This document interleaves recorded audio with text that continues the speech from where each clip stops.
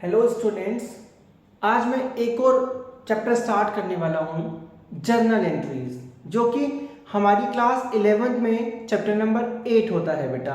तो आज मैं आपको बेसिक से स्टार्ट करूँगा और फटाफट जल्दी जल्दी मैं आपको बताऊँगा कि किस तरीके से हम इस चैप्टर को सिर्फ मेन 20 एंट्रीज में पूरा कर सकते हैं बेटा। तो आज मैं आपको सिखाने वाला हूँ इस चैप्टर की मेन 20 एंट्रीज, जो कि आपके पेपर के लिए बहुत ज़्यादा इंपॉर्टेंट है बेटा। मैं क्या कह रहा हूँ कि जो एंट्रीज आपके पेपर के लिए बहुत ज़्यादा इंपॉर्टेंट हैं, तो आप लोग क्लास में बने रहिएगा और मेरी वीडियो को देखते रहिएगा बेटा। तो आइए मैं सिखाता हूँ कि किस तरीके से हम जर्नल एंट्रीज को बनाते हैं, और वो भी बिल्कुल आसान तरीके से। तो आइए देखिए, सबसे पहले मैं आपको डेबिट और क्रेडिट का रूल समझाना चाहता हूँ कि डेबिट क्या होता है, क्रेडिट क्या होते हैं। देखिए, जब हम कभी भी जर्नल एंट्री बनाना स्टार्ट करते हैं तो दो चीजों का बड़ा ध्यान रखते हैं। किस चीज का बेटा? एक डेबिट और दूसरा क्रेडिट। ठीक है, तो हमें किस चीज पर ध्यान रखना है, किन बातों को सोचकर हम जर्नल एंट्रीज को बनाएंगे और हमारी जर्नल एंट्रीज हमेशा सही होंगी बेटा। तो क्या चीज हमें सोचना है? तो देखिए, मैं आपको 3 बातें बताने वाला हूं, जिसको हम बोलते हैं गोल्डन रूल्स भी बोलते हैं बेटा। क्या बोलते हैं? गोल्डन रूल्स भी बोलते हैं। तो आप 3 बातों को ध्यान रखिएगा। सबसे पहले कि आप बिजनेस में जो भी एसेट्स को परचेज करेंगे उसके नाम को डेबिट में लिख देंगे बेटा। क्या करेंगे? उसके नाम को डेबिट में लिख देंगे। ठीक है, अब दूसरी बात कि जो भी आप एक्सपेंसेस करेंगे उसके भी नाम को आप डेबिट में लिखेंगे। मैं 2 बातें बता रहा हूं। क्या चीज बेटा? पहली, आप जो भी एसेट परचेज करेंगे उसका नाम डेबिट करेंगे, जो भी एक्सपेंसेस करेंगे उसका नाम भी डेबिट में लिखेंगे बेटा। और तीसरा, आपके पास जो भी आ रहा है, ध्यान रखना, आपके पास जो भी चीज आ रही है उसको भी आप डेबिट में लिखेंगे। तो 3 बातें हमें डेबिट में लिखनी होती है। सबसे पहले नेम ऑफ एसेट्स, दूसरे नंबर पे नेम ऑफ एक्सपेंसेस, और विच कम्स इन। हम तीनों को डेबिट करते हैं। आइए मैं बताता हूं आगे क्रेडिट क्या क्या चीज करते हैं। सबसे पहले हम क्रेडिट करेंगे जो चीज हमारे पास से जा रही होगी। अब आपके मन में क्वेश्चन आ रहा है, सर ये हम है कौन? तो मैं आपको बताना चाहता हूं बेटा, हम का मतलब हम यहां कंसीडर करेंगे कि फर्म की बात कर रहे हैं। किसकी बात कर रहे हैं बेटा? फर्म की बात कर रहे हैं। और आप मानेंगे कि आप ही फर्म है। क्या मान लेंगे बेटा? कि आप ही फर्म है। तो सबसे पहले हम क्या मानेंगे कि जो हमारे पास से जा रहे हैं वो क्रेडिट में लिखा जाएगा। नेम ऑफ लायबिलिटीज भी क्रेडिट में लिखी जाएंगी, और जो भी हमें रिवेन्यू होगा उसको भी हम क्रेडिट में लिखेंगे बेटा। तो ध्यान रखना, 3 चीजों को बहुत ध्यान से याद रखना है कि क्या आपके पास आया है, क्या आपके पास जा रहा है। तो आइए मैं आपको अगला कॉन्सेप्ट समझाता हूं, किस तरीके से हम जर्नल को आसान बना सकते हैं बेटा। देखिए, हमने यहां पढ़ा कि assets is equals to owners equity plus outside liabilities. तो हम इस कॉन्सेप्ट के बिहाफ पे हम कुछ जर्नल बनाने वाले हैं। तो देखिए जरा आगे कैसे बनाएंगे बेटा। देखिए, हमने यहां क्या लिखा हुआ है? A assets, owners equity, outside liabilities, debit is equals to credit होता है बेटा। फिर लिखा in the double entry accounting system every transaction is recorded by equal amounts. ध्यान दीजिएगा बेटा, equal amount of debit and credit. अगर हम बात करें डबल एंट्री सिस्टम की, तो हमें यहां हर एक एंट्री के 2 इफेक्ट लिखने होते हैं, एक डेबिट में और दूसरा बेटा क्रेडिट में। ध्यान रखना, एक डेबिट में और दूसरा क्रेडिट में। तो आइए मैं जल्दी जल्दी आपको एंट्री सिखाता हूं, क्योंकि मैं आपको इस एंट्रीज को एक रिवीजन की तरीके से करा रहा हूं बेटा, ताकि आप जल्दी जल्दी रिवीजन कर पाए और आधे ही घंटे में अपने इस चैप्टर को कवर कर पाए। अब ये जो आज मैं वीडियो बनाने जा रहा हूं बेटा, ये उन स्टूडेंट्स के लिए है जो कि लास्ट मोमेंट पे पढ़ना चाहते हैं और चाहते हैं कि हमारे मार्क्स आ जाएं बेटा। तो आइए फटाफट मैं आपको इस चैप्टर की जर्नल एंट्रीज बनाना सिखाता हूं, बेसिक से लास्ट तक। फटाफट देखिए क्या करते हैं हम लोग। तो हम देखते हैं सबसे पहली एंट्री क्या लिखिए बेटा। अब आप क्लास में फोकस बनाए रखेंगे बेटा। मैं आपको एंट्री समझाऊंगा और बताऊंगा कि एंट्री बनाई कैसे जाती है। तो आइए देखिए, हम पहली एंट्री को देखते हैं। लिखा है Ramesh started business with cash ₹1,00,000। अब ध्यान दीजिएगा, हमने पहली ट्रांजैक्शन में लिखा, पहली एंट्री बनाने के लिए लिखी कि रमेश जो है वो बिजनेस स्टार्ट करना चाहता है ₹1,00,000 कैपिटल से। इसका मतलब रमेश अलग है, जैसे कि मैंने अपनी प्रीवियस वीडियो में बताया था कि रमेश अलग है, कंपनी अलग है ना। कंपनी की अपनी एक पहचान है और रमेश की एक अपनी पहचान है। तो रमेश जो है वो उस पैसे को कंपनी को दे रहा है बेटा। तो कंपनी के पास क्या आ रहा है, ध्यान दीजिएगा, मैंने पहले रूल में बताया था जो आएगा वो डेबिट, जहां से आएगा वो क्रेडिट। ध्यान दीजिएगा, तो भाई कंपनी के पास कैश आ रहा है और किस फॉर्म में आ रहा है, कैपिटल की फॉर्म में। तो हम लोग पहले जर्नल बनाएंगे cash account debit to capital account. देखिए बोर्ड पर, cash account debit to capital account, ठीक है बेटा। और हमने वही अमाउंट डेबिट में लिखा और वही अमाउंट हमने क्रेडिट में लिख दिया, ठीक है बेटा।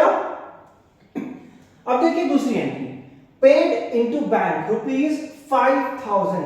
अब ध्यान दीजिएगा कि कंपनी के पास से क्या चीज जा रही है। अब हमने लिखा एंट्री में पेड अमाउंट टू बैंक, मतलब जो अमाउंट है, जो कैश है हमारे पास से, वो कहां जा रहा है बेटा, बैंक के पास। ध्यान दीजिएगा, कैश जो है वो बैंक के पास जा रहा है। तो ध्यान दीजिए, हमारे पास एक कैश जा रहा है तो जाएगा मतलब वो क्रेडिट में आएगा।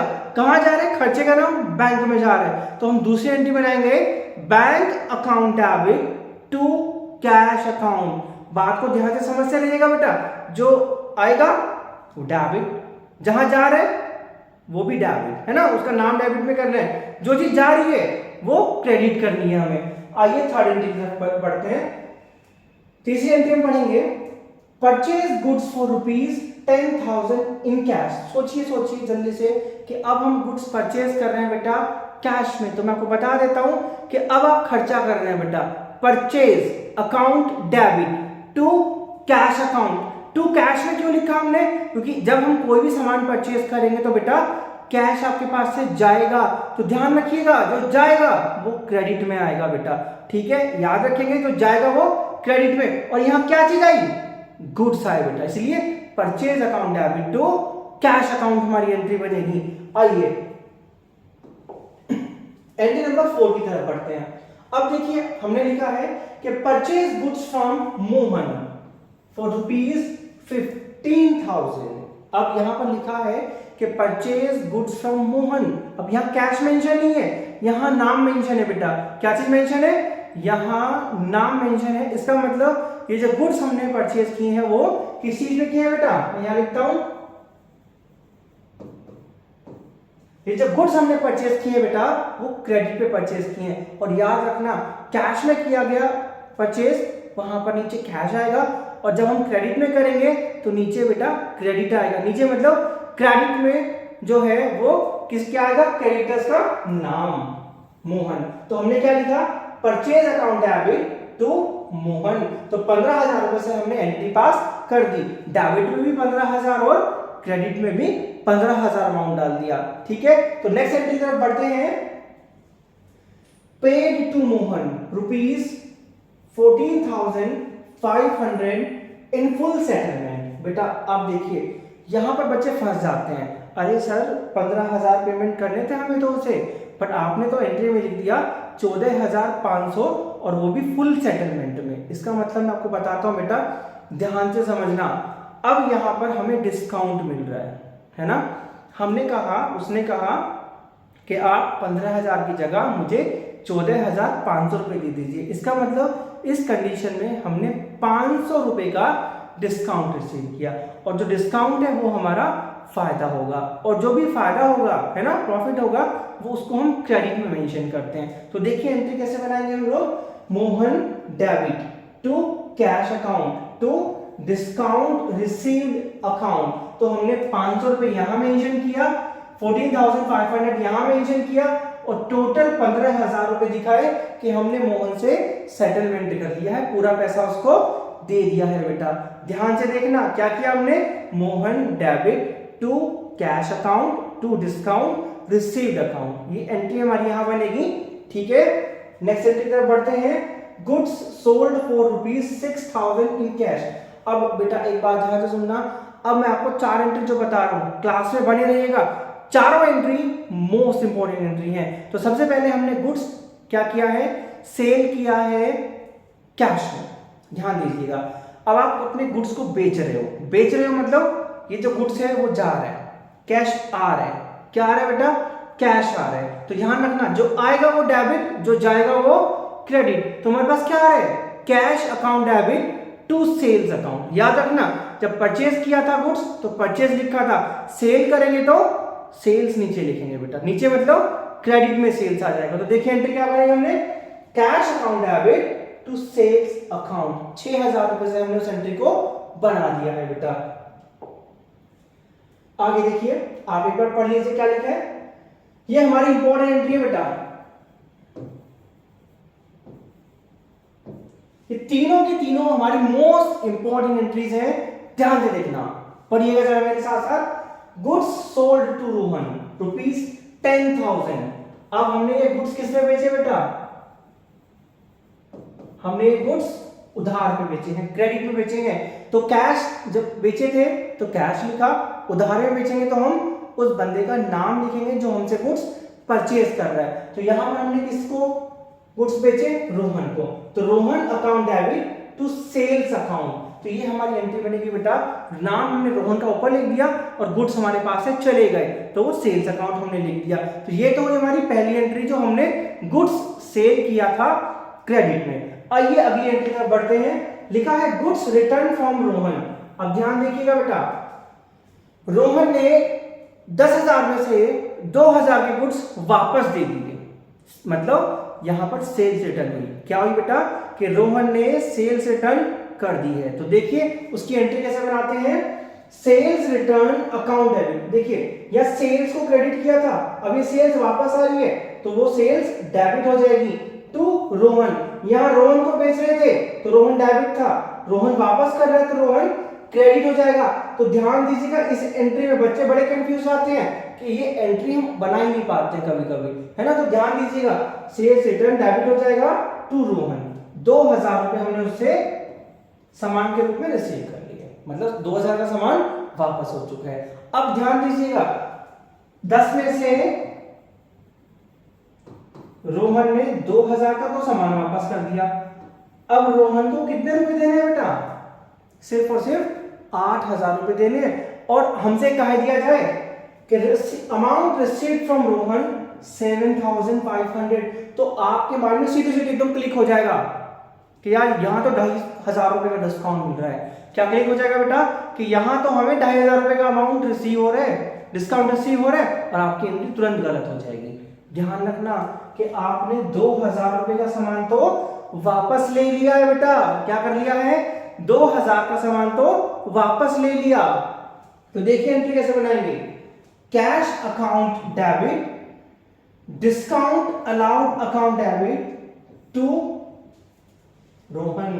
अब क्या हुआ कि यहां पर हमने रोहन को 500 रुपए का डिस्काउंट अलाउड कर दिया और 7,500 7,500 रुपीज उससे रिसीव कर लिए फुल सेटलमेंट में। ध्यान दीजिएगा, अब पूरा सेटलमेंट कितना था उसके ऊपर, 8,000 का। तो तीनों एंट्री मोस्ट इंपॉर्टेंट एंट्री है, तीनों को जरा ध्यान से देख लीजिए फिर से एक बार।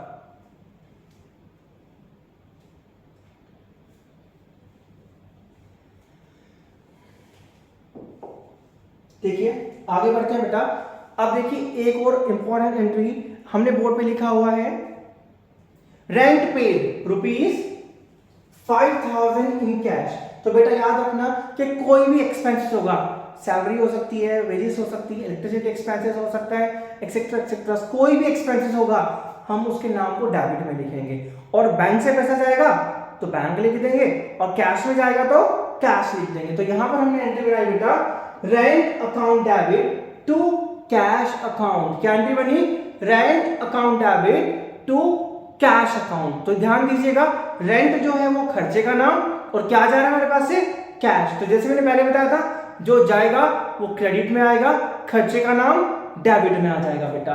तो नेक्स्ट एंट्री तरफ बढ़ते हैं, furniture purchase for ₹1 lakh in cash. फिर से हमारे पास एसेट्स आ रही है। अब चाहे आप फर्नीचर परचेज करो, मशीन परचेज करो, बिल्डिंग परचेज करो, लैंड परचेज करो, या कोई भी एसेट अगर आप परचेज करते हैं तो वो एसेट का नाम आप डेबिट में लिखने वाले हैं बेटा। क्या करने वाले हैं, उस एसेट के नाम को आप डेबिट में लिखेंगे। तो एंट्री मिलेगी furniture account debit to cash account. याद रखिएगा, कैश में किया तो कैश अकाउंट, अगर हमने फर्नीचर उधार में परचेज किया होता तो हम उस सप्लायर का नाम मेंशन करते बेटा।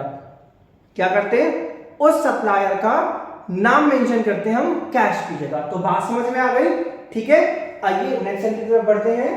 नेक्स्ट एंट्री होगी हमारी depreciation charge on furniture rupees 15,000। 15,000 का डेप्रिसिएशन चार्ज हो रहा है फर्नीचर के ऊपर। और याद रखिएगा कि जो भी फिक्स्ड एसेट्स होती हैं उनके ऊपर डेप्रिसिएशन चार्ज किया जाता है बेटा। ध्यान से सुनना, क्या चीज चार्ज की जाती है, डेप्रिसिएशन चार्ज किया जाता है हमारी फिक्स्ड एसेट्स के ऊपर। और फिक्स्ड एसेट्स क्या होती हैं, मशीन, बिल्डिंग, लैंड, फर्नीचर, है ना, ये सब हमारी फिक्स्ड एसेट्स होती हैं। तो देखिए याद रखना कैसे हम इस एंट्री को बनाएंगे, डेप्रिसिएशन को हम डेबिट करेंगे क्योंकि ये हमारा एक्सपेंसेस में हम इसको शो करते हैं टू फर्नीचर। यहां पर उस एसेट्स का नाम मेंशन कर देंगे जिसके ऊपर हमने डेप्रिसिएशन चार्ज किया है। तो हमारी एंट्री बनेगी depreciation account debit to furniture account. अगर मशीन होता तो मशीन आ जाता, इक्विपमेंट होता तो इक्विपमेंट आता, और बिल्डिंग होता तो बिल्डिंग आ जाता बेटा। ध्यान दीजिएगा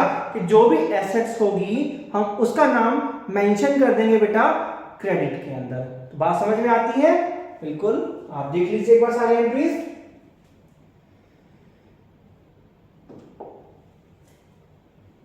आगे लिखा है सैलरी आउटस्टैंडिंग, ये मैं पूरा लिख देता हूं। सैलरी आउटस्टैंडिंग हमारी है यहां पर रुपीज 2,000। तो हम बात करते हैं कि हमारे पास सैलरी आउटस्टैंडिंग हो सकती है, रेंट आउटस्टैंडिंग हो सकता है, वेजेस आउटस्टैंडिंग हो सकता है। कोई भी रिलेवेंट एक्सपेंसेस अगर आउटस्टैंडिंग में है, कंपनी को अभी पे करना बाकी है, तो हम क्या करेंगे भाई, एंट्री बनाएंगे सैलरी। सैलरी की जगह आप उस एक्सपेंसेस के नाम को रिप्लेस कर देंगे टू सैलरी आउटस्टैंडिंग अकाउंट। अगर यहाँ पर रेंट होता तो आप रेंट आउटस्टैंडिंग अकाउंट के नाम से यहाँ एंट्री बना देते बेटा। बात समझ में आई। नेक्स्ट एंट्री देखिए, रेंट रिसीव्ड इन एडवांस।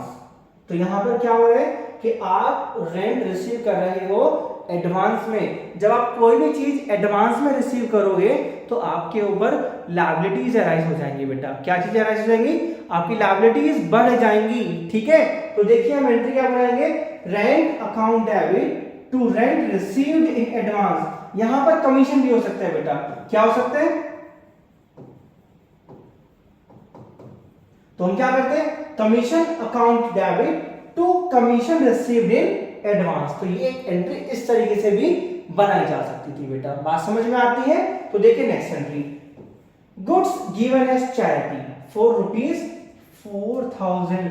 अब यहां पर जो एंट्री है ये हमारी सिर्फ परचेज को कम करने वाली है बेटा, क्योंकि हमने यहाँ पर गुड्स तो परचेज किया बट उसे सेल नहीं किया। तो पहली एंट्री क्या है, हमने क्या किया कि गुड्स गिवन एज चैरिटी हमने डोनेट कर दिया। तो यहाँ पर एंट्री जो बन सकती है वो चैरिटी के नाम से भी आ सकती है और डोनेशन के नाम से भी आ सकती है। याद रखना, चैरिटी के नाम से भी आ सकती है और डोनेशन के नाम से भी आ सकती है। तो क्या एंट्री मिलेगी, charity account debit to purchase account. याद रखना ये जो हमारी एंट्री है, मतलब अगर हम गुड्स फ्री में डिस्ट्रीब्यूट कर देते हैं या फिर हम फ्री में चैरिटी कर देते हैं, है ना, तो हम परचेज को रिड्यूस करेंगे। ध्यान रखना बेटा, क्या रिड्यूस करेंगे, परचेज को रिड्यूस करेंगे। बात समझ में आती है। तो एंट्री मिलेगी charity account debit to purchase account, ठीक है। देखिए next entry 16, goods distribute as free sample. क्या कर रहे हैं हम, गुड्स का फ्री में सैंपल्स बांट रहे हैं बेटा, है ना। हम गुड्स को फ्री में डिस्ट्रीब्यूट कर रहे हैं, मतलब हम लोग एडवर्टाइजमेंट एक्सपेंडिचर्स कर रहे हैं, मतलब एडवर्टाइजमेंट पर्पस के लिए अपने गुड्स को फ्री में डिस्ट्रीब्यूट कर रहे हैं। आपने देखा होगा ना कि बड़ी बोतल के साथ छोटे छोटे पाउचेस फ्री आ जाते हैं कभी कभी, या बड़े प्रोडक्ट छोटा प्रोडक्ट सैंपल के रूप में फ्री आ जाते हैं। तो मतलब हमने वो गुड्स बनाया भी है, वो परचेज भी किया होगा, है ना। तो मतलब अभी हम क्या कर रहे हैं, एज एन एडवर्टाइजमेंट कॉस्ट, मतलब एडवर्टाइजमेंट एक्सपेंडिचर के नाम से हम उसको शो करेंगे।